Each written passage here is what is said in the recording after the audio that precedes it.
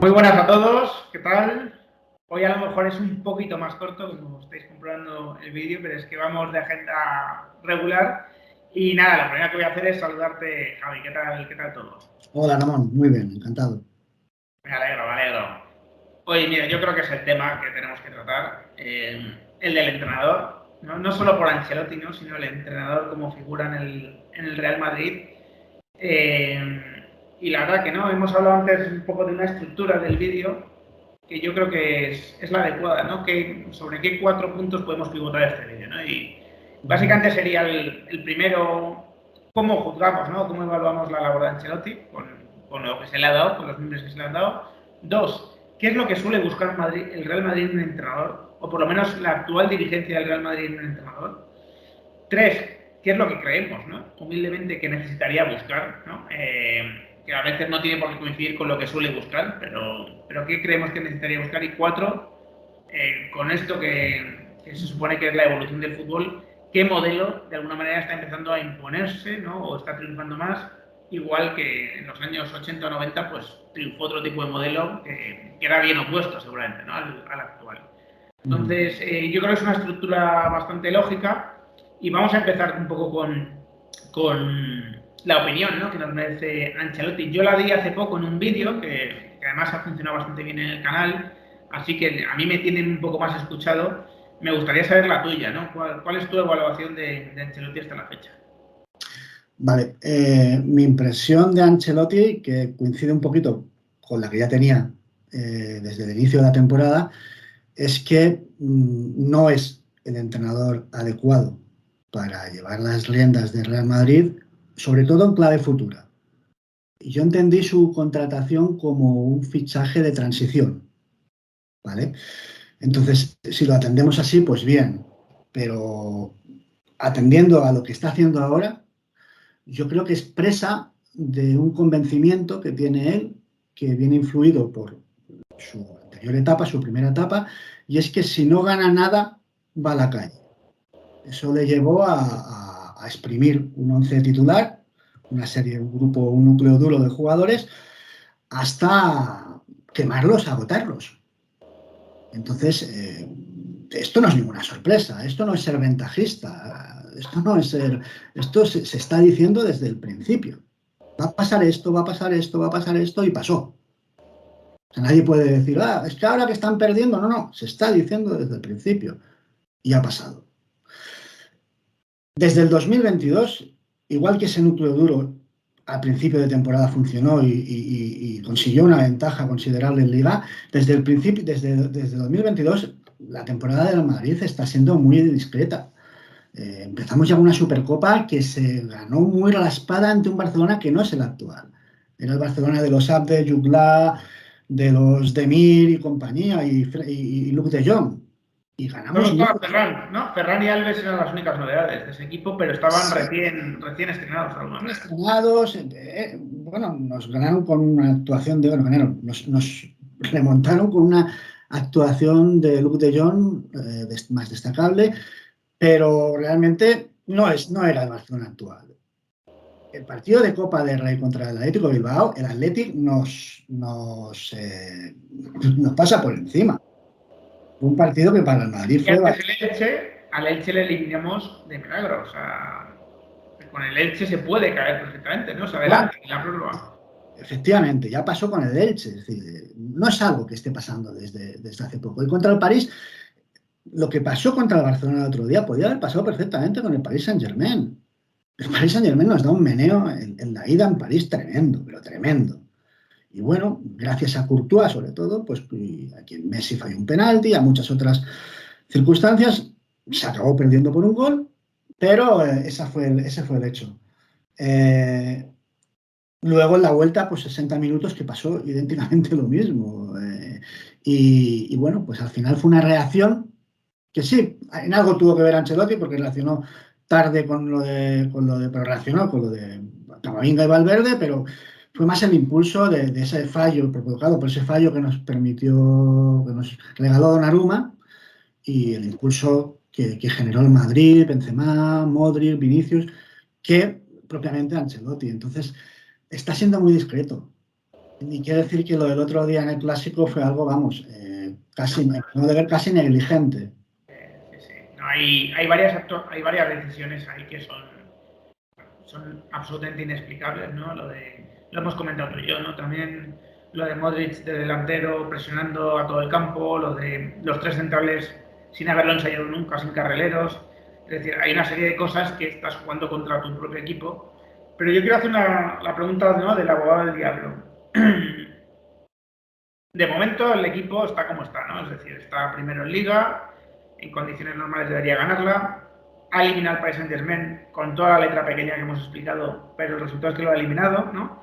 Sin duda, algo que tú y yo hubiésemos firmado el 15 de agosto, ¿no? Si nos dicen, oye, el día 23 Ancelotti va a tener al Madrid en esta situación, hubiésemos dicho, vamos, te lo firmamos, ¿no?, a fuego, evidentemente. Y también coincidimos, yo creo que tú y yo, que hay varios jugadores de la plantilla del Real Madrid, y varios, me quedo corto, bastantes, desgraciadamente, que tanto con Zidane como con Ancelotti están descatalogados, ¿no? O sea, los Jovic, Mariano, Bale, Hazard, Marcelo, Isco, no son ni achacables a Ancelotti ni achacables antes a Zidane. Son jugadores que ya no están, ¿no?, para esto, y que, bueno, que el club trata de ir sacando poco a poco, pero que está así. Es decir, coincidiendo un poco, porque además es que en eso consistió mi vídeo, en esa evaluación de Ancelotti, también tenemos que tener la condescendencia, ¿no? O el equilibrio de decir, oye, es que lo que tiene para trabajar tampoco es muy extenso, o sea, no tiene una plantilla de 20 jugadores que entrenan todos los días sin lesionarse a tope. Es decir, que dadas las circunstancias, desde luego el resultado está siendo óptimo. El resultado, digamos, en cuanto a resultado y en cuanto a que podríamos discutir en 2 o 3 jugadores. Oye, es que debería utilizar más a Miguel Gutiérrez, o a Antonio Blanco, o a Camavinga haberlo utilizado más, o a Valverde. Sí, hay 4 o 5 jugadores que sin duda nos salen que deberían haber sido más utilizados, ¿no? Pero también coincidimos que hay 6 o 7 que es que ni los utilizó Zidane ni los utiliza Ancelotti. Por lo tanto, eso es lo que tiene para trabajar también. Sí, sin duda. O sea, no todo es achacable a Ancelotti. Sí, la plantilla es incompleta. Sí, cabe decir que la plantilla es la mejor plantilla que hay en la Liga Española, para Sin mí, duda. de sobra. Aún así no es completa, cierto. No es una plantilla de 22 jugadores, es decir, de cada posición doblada, no. Es una plantilla a lo mejor de 17 jugadores, es decir, 5 o 6 no son aptos. Bien, el problema es que utiliza 12. Sí, yo creo que fíjate, ¿no? En la deuda de Ancelotti, digamos, con su labor, está sobre todo los jugadores que te he dicho. Camavinga, Valverde, añadiría a Ceballos, que no le hemos visto prácticamente, y es un jugador que no es Bale, ni es Isco, ni es Hazard, desde luego. De hecho, lo va a demostrar cuando se vaya del Madrid, que no es un jugador descatalogado ya. Te puede gustar más o menos, pero no es un jugador desahuciado, digamos, ¿no? Es decir, ahí es verdad que hay 3 o 4 jugadores que dices, joder, tendrías que estar sacando más de ellos. O sea, tendrían que tener en lugar de 500 minutos, 1500 como mínimo, ¿sabes? 1000 de diferencia que ya le estarías quitando a un Modric de turno, a un Kroos, ¿no? Bueno, pues a los jugadores que están muy cargados en estos momentos, ¿no?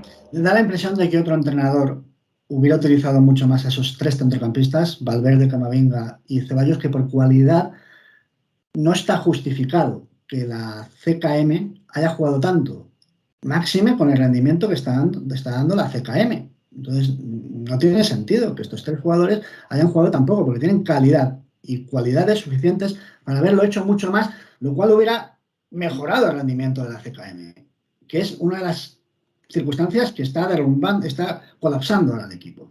Eso por un lado. Por otro lado, hay la impresión de que otro entrenador hubiera tirado más de la cantera. Es decir, no, es que no le vale nadie. Es decir, no se entiende que, por ejemplo, un jugador como Miguel Gutiérrez, que está siendo posiblemente el mejor jugador del Castilla este año, no juegue y tengamos a Mendy y a nadie. Y entonces el entrenador decida que el sustituto de Mendy es Nacho. Nacho no es mejor lateral que Miguel Gutiérrez. Entonces, pero lo mismo se puede decir de Rafa Marín, que es un jugador espectacular, y no está siendo utilizado. Entonces, no se entiende muy bien pues, la no utilización de la cantera y, por último, en lo que respecta a los jugadores de ataque, que están donde más carencia hay, sin duda, bien, ahí tiene menos margen, pero cabe decir también que hay momentos puntuales de la temporada donde la no utilización de esos jugadores a mí me ha parecido incomprensible. Y si hemos dicho, hemos incidido en el caso de la Copa del Rey contra el Atlético de Bilbao, ahí se dio una circunstancia asombrosa y fueron que a falta de 13 minutos el Madrid estaba eliminado, tenía 13 minutos para reaccionar, le quedan, no sé si 4 o 5 cambios, y tenía en el banquillo a Jovic, a Gareth Bale, a Mariano. Y oye, Gareth Bale vale, ya sabemos qué actitud tiene, que está priorizando a Gareth, lo que tú quieras, pero sácalo, saca un tío para rematar, tira balones a la olla. Es que no hizo ningún cambio. Sí, Entonces, eso ya ves una poca, eso, una poca capacidad de reacción ante estas circunstancias que te preocupa. Y a mí, más incluso que eso, me preocupa que percibo que los jugadores están demostrando que no confían en él. sí, sí, sí. Las declaraciones de Courtois el otro día, que vienen avaladas por unas que también ha hecho, por una información de Cortegana, diciendo que le han confesado varios jugadores que no le entienden. ¿Y qué es lo que dijo Courtois? Es que no comprendemos bien la táctica. No comprendimos bien la táctica, lo que nos quería explicar el entrenador no lo entendimos. Esto es muy grave. No, Es que Courtois, encima, Courtois además dice no solo que no lo entendían, sino que dice que no comprendía él personalmente cómo había utilizado la misma táctica que les había hecho fracasar en Bilbao. Sí. Y se plantea, ¿cómo jugamos así si ya en Bilbao? Entonces, que ya en el vestuario se esté diciendo entre los jugadores, pero ¿qué nos pide este tío? Esto es muy peligroso. Sí, sí, sí, no, totalmente. Y lo vamos a conectar al segundo bloque, ¿no? Porque, claro, ¿cómo surge la elección de Ancelotti más allá de la anécdota, ¿no? De quién llama y de todo esto que, bueno, pues que se ha comentado otras veces, ¿no? Claro, Ancelotti, ¿por qué surge? Pues surge probablemente porque es un entrenador que ya conoce el club, ¿no? Que ya, lo que comenté yo, ¿no? Cuando lo presentaron, que es un tipo que ha estado en ese caballo y el caballo no le ha tirado, de alguna manera, ¿no? Porque Ancelotti hizo 2 temporadas, la primera ganó Copa y Champions, en la segunda ganó la Supercopa y el Mundial de Clubes, y más allá de que, bueno, terminó la cosa como terminó, ¿no? Con una liga perdida después de tener ventaja y de unas semifinales en Champions que se fueron ahí por ese gol de Morata, la sensación es que no era un club que le fuese grande a Ancelotti, ¿no? Que Ancelotti había estado a la altura de alguna manera y que tenía el escaparate, o tenía, digamos, la categoría de entrenador del Real Madrid. Yo la sensación que tengo es que, claro, Ancelotti es un entrenador muy cómodo para un club, porque él es, bueno, lo ha autobiografiado él, ¿no? en algún libro que ha escrito, donde es un entrenador que se acomoda y se adapta un poco a la estrategia del club en cada momento, ¿no? Y claro, el Real Madrid vive en un cruce de caminos en este momento en el cual se sabe que queda pendiente una revolución, pero es una revolución que todavía precisamente está pendiente, ¿no? Está en ese momento todavía previo a que se pueda dar, porque hay contratos que tienen que terminar y hay decisiones todavía que no se pueden tomar, ¿no? Entonces, quizás poniéndome yo en los ojos, ¿no? O en la posición del club, es una decisión lógica para una temporada que esperas de transición. Es decir, es un entrenador al que no voy a quemar porque ya viene un poco como viene del Everton, no viene del Bayern, no viene de la Juve, no viene del Barça, viene del Everton, es decir, es un entrenador que ya está un poco amortizado en ese sentido, lo cual también indica la importancia que le da el club a la figura del entrenador. Está fichando el Everton, insisto, ¿no?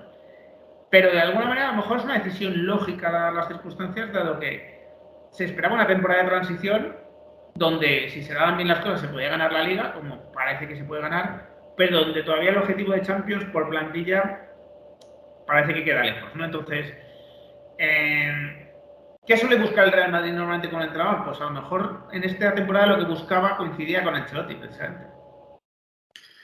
Puede ser. Evidentemente, yo solo lo comprendo como un entrenador de transición, que será la perspectiva del club. No creo que el club lo contratase por sus cualidades, porque como has indicado, es un entrenador que ya tiene una carrera claramente en declive.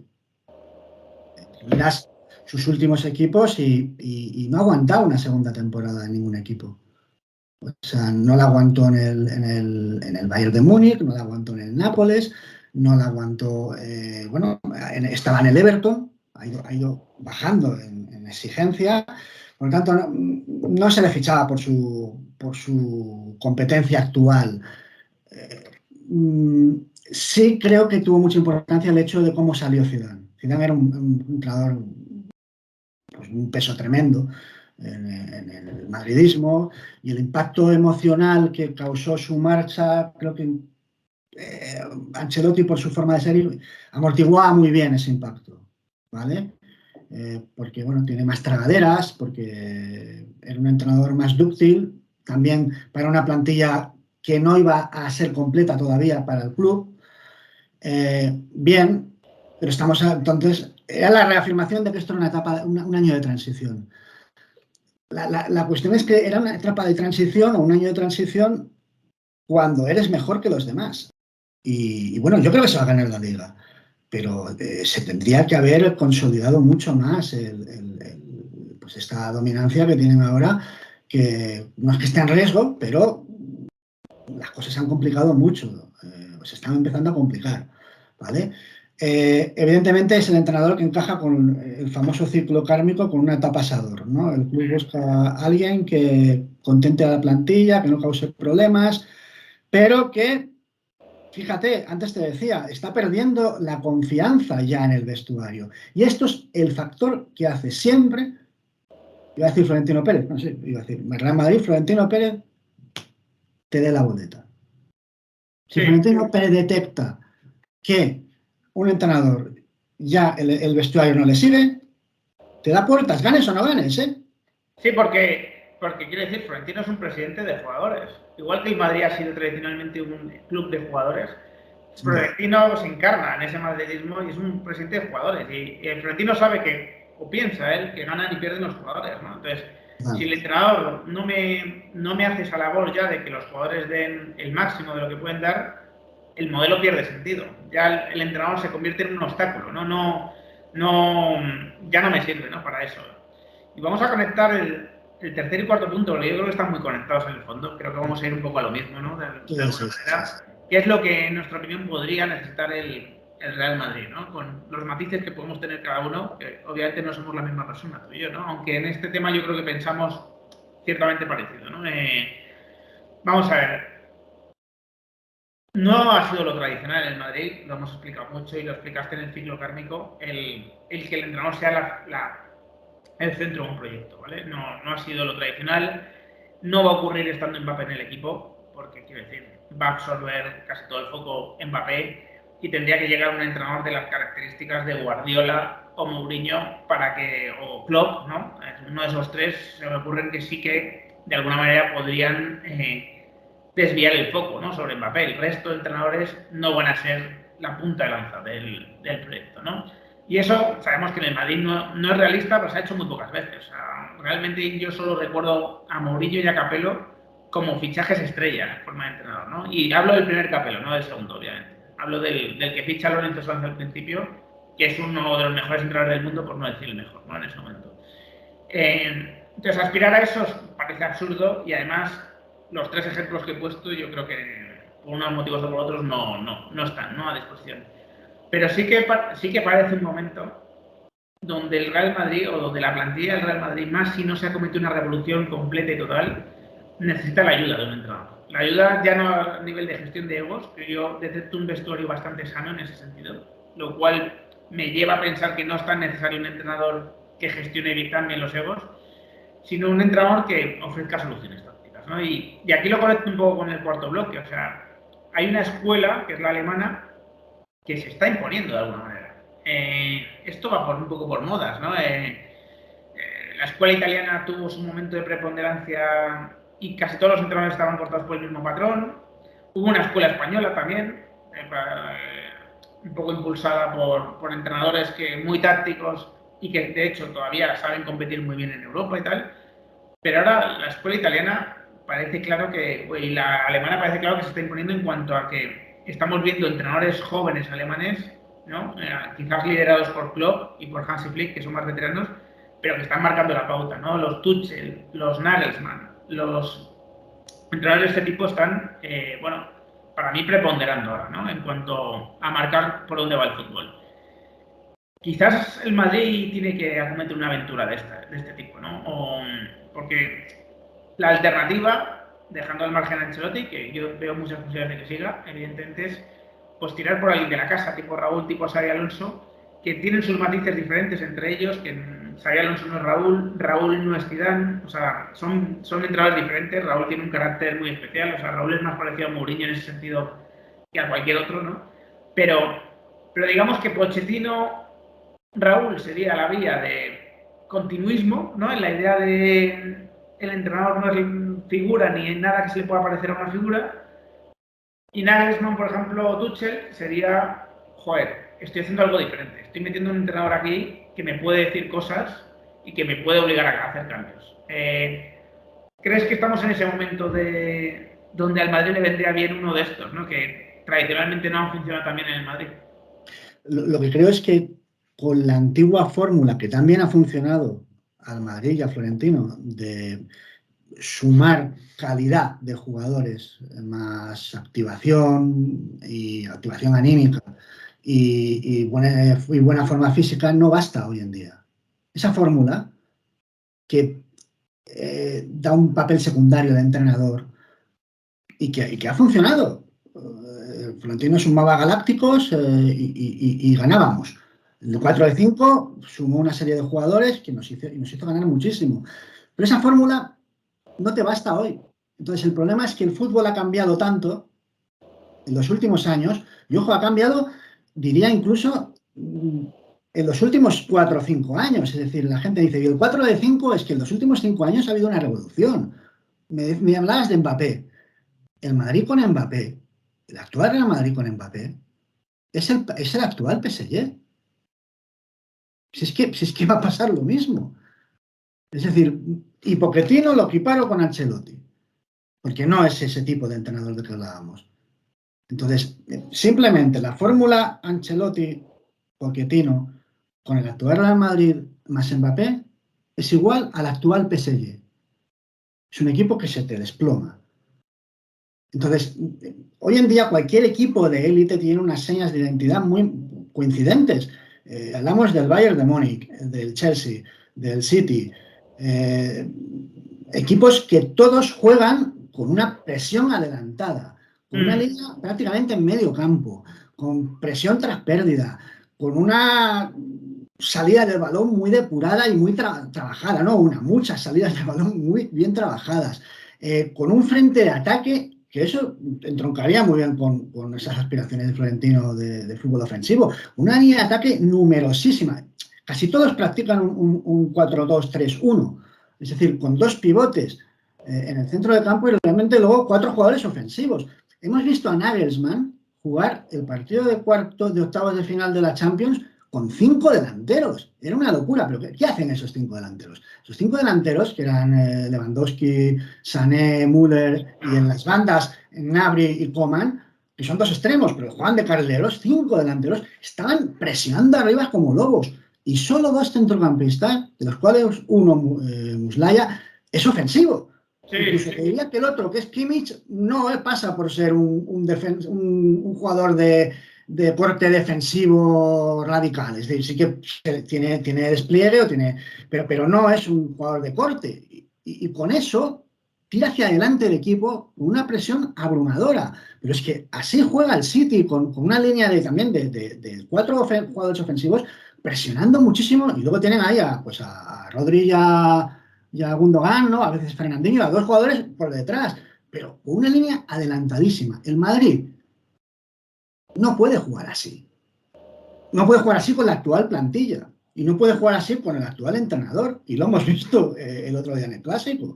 Entonces, esta forma de jugar que se está imponiendo en el actual fútbol de élite, pues no tiene respuesta el Madrid ante ello. Con lo que yo creo que pretende el club. Y eso es lo que me preocupa. ¿Qué sería lo ideal? Pues claro, la cuestión es, un entrenador como Tuchel, como Nagelsmann, como Flick, como Klopp, ¿va a aceptar venir a un club que le marca la pauta deportiva? Es muy difícil. No sé, yo creo que no. Que un club que te dice, mira, esta es la plantilla y se acabó. Un club en el que el entrenador sabe que si no gana, que no tiene margen prácticamente de crear de evolucionar un proyecto, tienes que ganar ya. Y en diciembre, si no estás ganando ya y jugando ya, te vamos a empezar a poner en un brete ya y a decir que estás pues eso, en la pista de salida. Entonces, es muy difícil que un entrenador así acepte un proyecto como el Real Madrid. Hay gente que me dice, bueno, Tuchel consiguió en 6 meses ganar la Copa de Europa. Es verdad, pero lo que consiguió llegó al Chelsea a mitad de temporada y con un rendimiento físico que fue abrumador. Abrumador. Este año le está costando más. Sí. Desde el principio de temporada le está costando más y bueno, su Chelsea ahora va cogiendo velocidad, pero le está costando. En el Madrid no puede, eso de me está costando en el Madrid no vale. Igual que Klopp. Su Liverpool es maravilloso, pero tardó años en conseguir títulos. Eso en el Madrid no te lo dan. Un Raúl, un Xabi Alonso, perfecto. Posiblemente sea la solución más encajable para un Real Madrid. Pero, claro, tienes las dudas de si Raúl y Xavi van a poder llevar a cabo un proyecto como que estamos diciendo, con estas características, si tienen la autoridad para poder llevarlo a cabo y la experiencia. Hombre, la experiencia no la tienen, ¿no? Si la falta de experiencia les va a poder legitimar para poder llevarlo a cabo. Es casi la única solución que veo, tirar por uno de estos. Un Xavi Alonso o un Raúl, pero las dudas están ahí, porque no sabemos realmente de ellos, no tienen una experiencia en este sentido. Este tema seguro que lo retomaremos en algún momento. Pero yo creo que hemos dejado ya hecha una buena introducción, ¿no? Sobre cuál es un poco el dilema ahora con el banquillo del Real Madrid. Y nada, como siempre te agradezco la charla y os agradezco a todos los miembros que hayáis estado por aquí. Estad atentos porque habrá un Q&A también para el fin de semana y bueno, aquí seguiremos, ¿no? Aquí seguiremos dándole. Así que muchísimas gracias a todos.